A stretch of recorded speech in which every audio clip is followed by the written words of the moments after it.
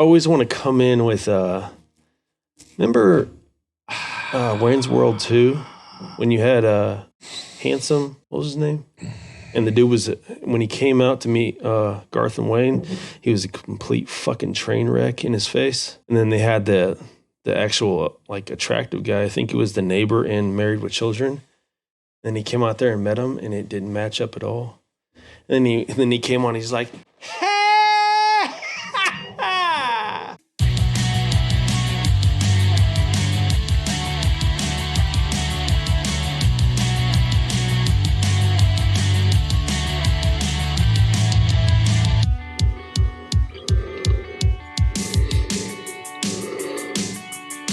hello, everyone. Oh, this is a little bit behind the scenes there. Please tell me you got that, though. We did. I had to figure a way to adjust the audio on that one because it was loud on my speakers. And I even heard the dogs. Sorry. So, yeah, sorry. We were in the middle of a subject there. So you had to be there. So sorry to hit the record button earlier. I try not to tell Chris I'm in the record button because I always feel like the best stuff. My wife just yelled at me. She said, if I have to keep the dogs quiet, you need to be quiet, please. You need to, yeah. Folks, hi there. It's Chris and I. We're down here in the man cave, and I hope to God that you're going to meet us here down the man cave. Thank you so much for following us here on this amazing podcast channel. That's right.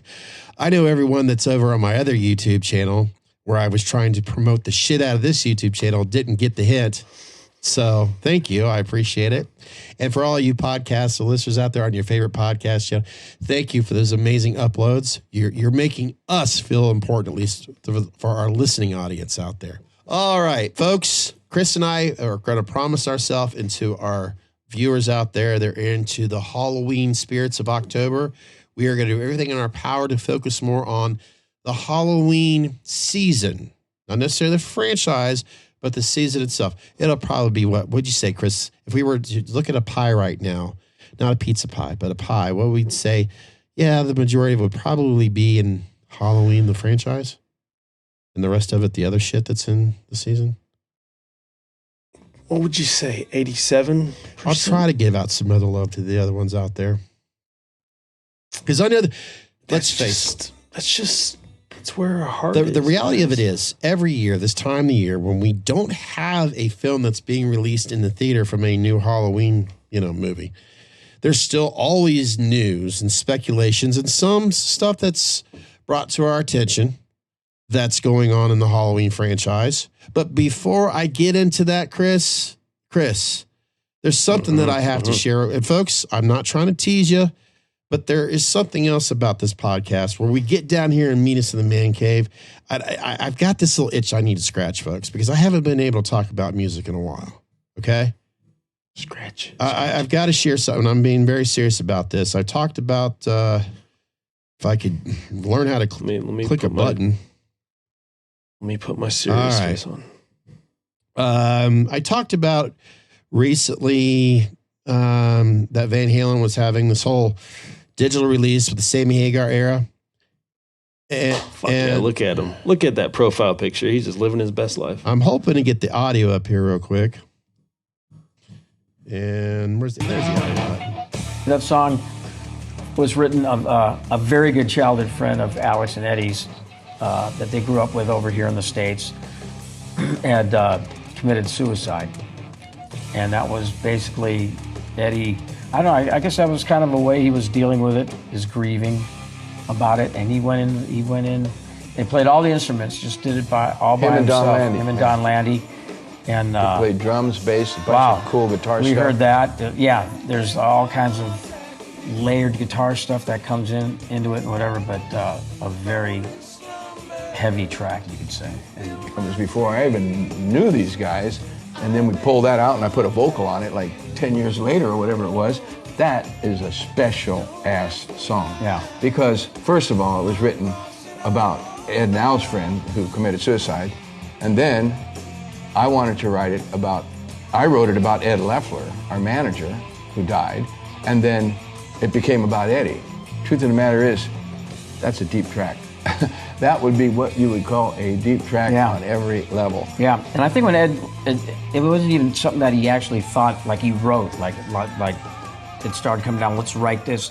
It was just done with him just jamming. He just put a part down in the studio and just kept playing and played to it, and then it took him wherever. It wasn't like he was consciously, I don't think it was ever consciously writing a song. No, it's just a great piece of music. It's a piece of music that he played one night in the studio, and then just put everything all together with it. Yeah, it's pretty damn special.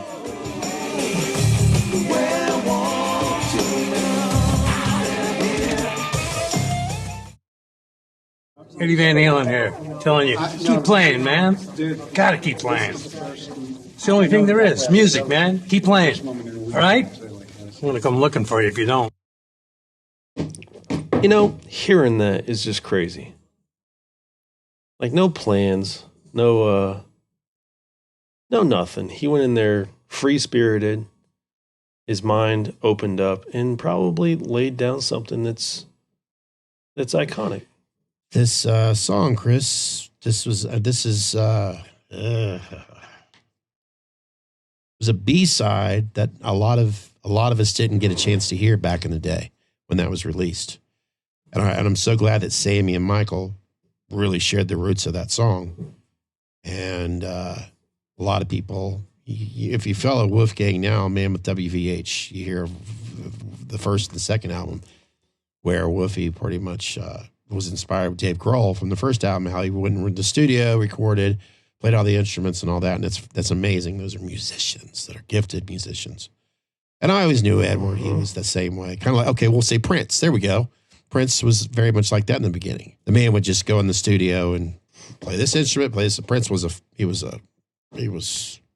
god on earth. People can say whatever they want about Prince. Was a god on earth. A great musician. He was Prince great. was never labeled as a guitar hero, but that was he a badass. He could fucking lay it down. Yes. So I want to make this clear. I know I'm always putting Edward on a pedestal, but there's so many artists out there that if I get into the subject about them, I go into that rabbit hole.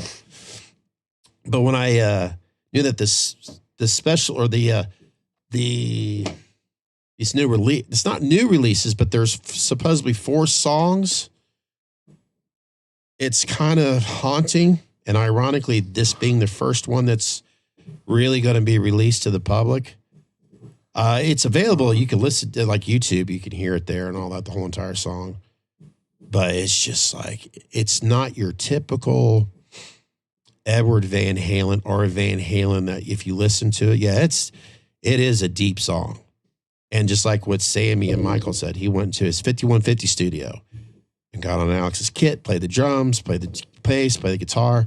And then years later, as Sammy said, he wrote the lyrics. That's in other words, we all know the Beatles, Paul and John. They were their lyricists. They wrote all the songs pretty much. I don't need to go there, but Edward and Sam, that's how at Daily Roth, he was a lyricist. He wrote the lyrics, but I don't know. My point of it is I wanted to share this, even though we want to get into Halloween, but I had to get my Van Halen, my music itch off. Get it out there, baby. I support it. This is our channel. You should be able to do whatever you want. So as soon as I heard that, I think I've got bootleg Van Halen CDs that are about that thick, and I think I have it on there. But hearing it through the whole, it's what's really cool? Kind of how those guys come on there and they had such respect for him.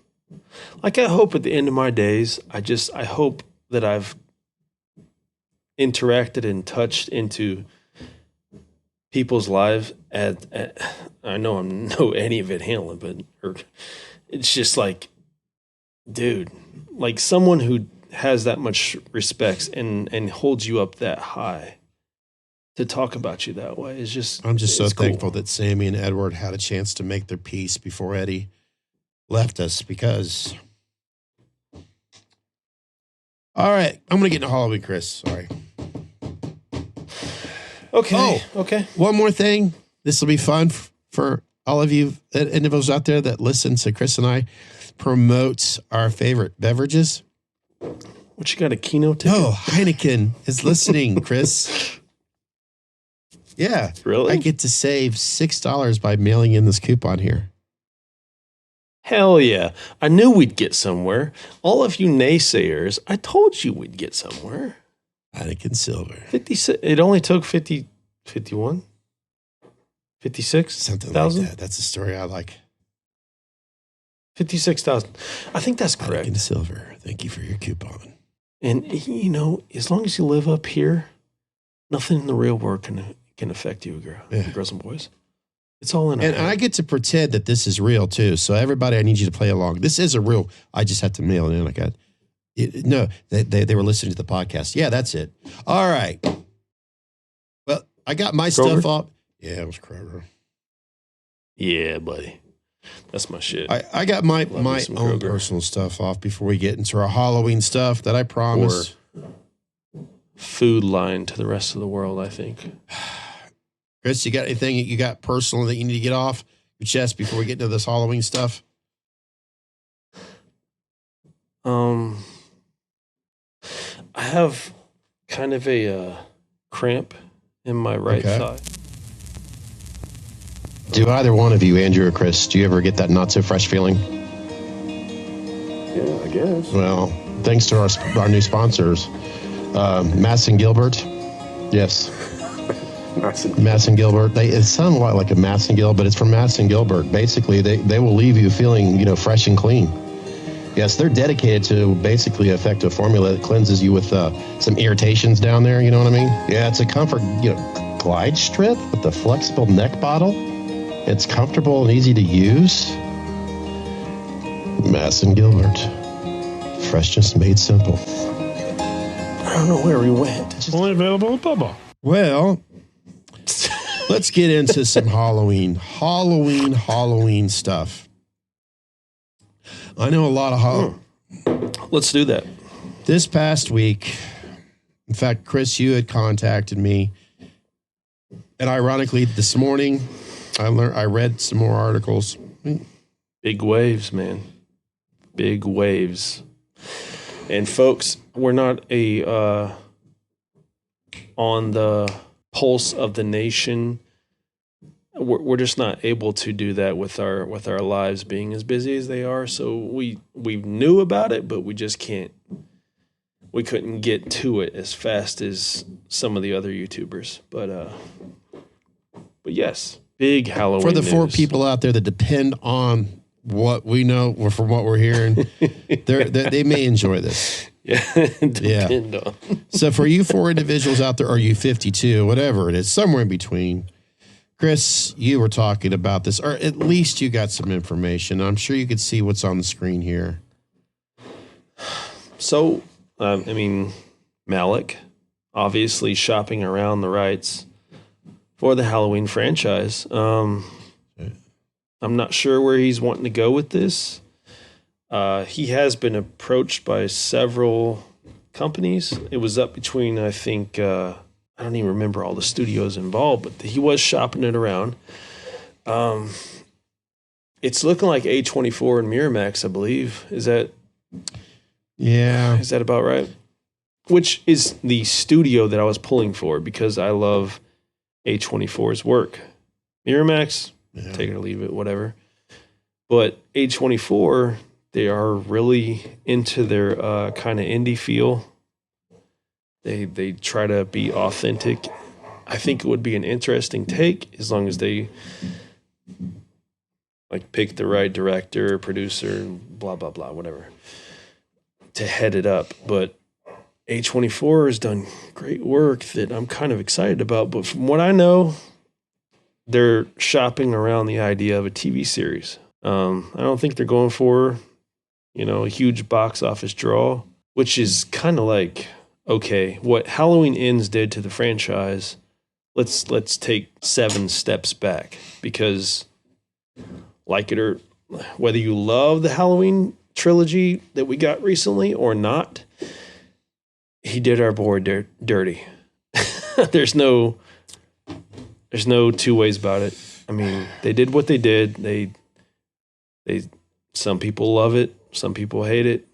however you feel about it, they do want it to move forward. So it's kind of at the point where, okay, maybe let's go back to the roots. Maybe let's go back to more of a gritty take. I don't agree with the television aspect. Not sure how you feel about that, Scott. I think that's going to be hard. I do have a lot of thoughts on this, and it all kind of blends to the speculations that I was hearing months ago.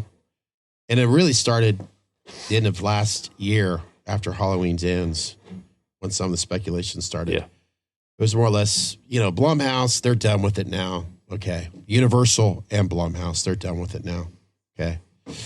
Now, sorry, you were getting ready to say something else, Chris? Yeah, Please, can I interject something real fast? Jason Blum has answered to this A24 and Miramax news, and he has kind of put his little, how he does these like little quips? He does these little comments. I guess there was an interview with him and David Gordon Green where they were joking around with the fact that, yeah, we killed him, but, Halloween doesn't end. It comes back. So I don't know what the fuck that was supposed to mean. Not sure if he was just trying to fucking, get views or something like that. They didn't know what they were going to do because in all reality, Blumhouse and Universal, I should say, let's make this very clear. Blumhouse and Universal, as to date, they're done with it. Miramax was there the whole damn time. That's what cracks me up. As I have this morning when I decided to take the time to look into this, and when I'm listening to others, I'm like, whoa, wait a minute. When they say that Miramax is looking to invest in this, Miramax has been a part of this, folks. Yeah, they were part of it. Whether they're trying to get the whole kit and caboodle, they can't, technically speaking, because it's Accords, Transit International, and of course, those two right there. I'm sorry, those two are the main, individuals that's sitting there at the board meeting. Those are the two major shareholders of the Halloween franchise. Miramax has been one share. Now, Universal those are the guys that really paid the bills. A24, on one hand, I would like to see them, but I think they're going to get outbid because they're still a smaller company. Miramax, I honestly think, and this is what I heard about a month ago, and I forgot to tell you about this, Chris. I heard Paramount was looking into it because Paramount has been pretty much buying almost everything right now in the horror franchise. They're talking Scream. Who are they, Disney?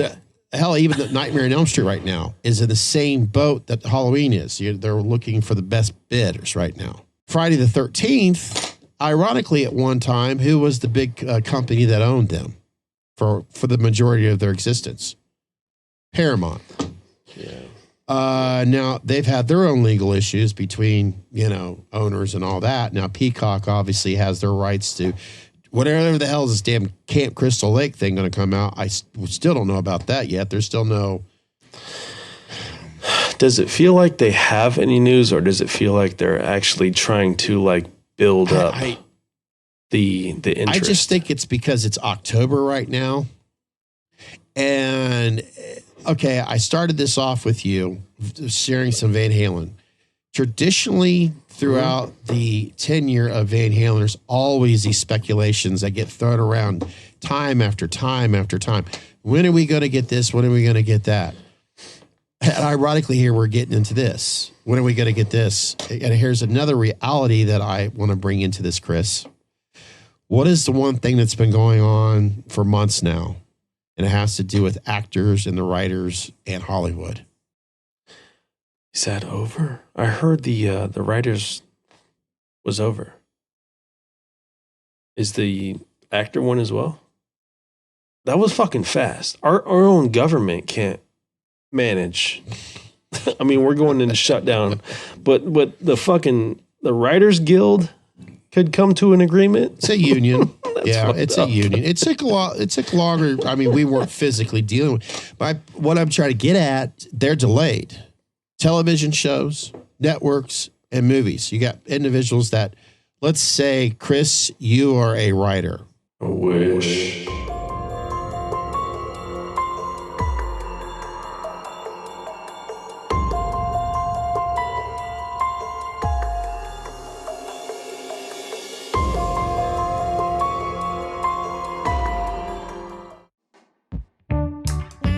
Deep Thoughts by Midlife Loser.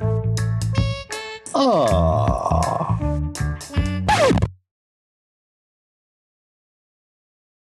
Can you replicate me Stairway to Heaven? No. There you go. There you go. There you go. No, you're halfway there. Replicating a fucked up tune. Hell yeah. La la la la la. I'm gonna hit that fucking button. Chris and I want to thank you for listening or watching Meet Us in the Man Cave. Since you enjoyed watching us, make sure you want to tell all your friends about us, subscribe today, and click on that notification bell. It's going to be helping you being reminded when our next episode is uploaded, or even possibly a live stream video. You can follow us on Facebook, Instagram, Twitter, and of course, YouTube. You can listen or download to Meet Us in the Man Cave on your favorite podcasting app, available to stream or download so you can listen to us all you want, whenever you want. For more information, go to meetusinthemancave.podbean.com.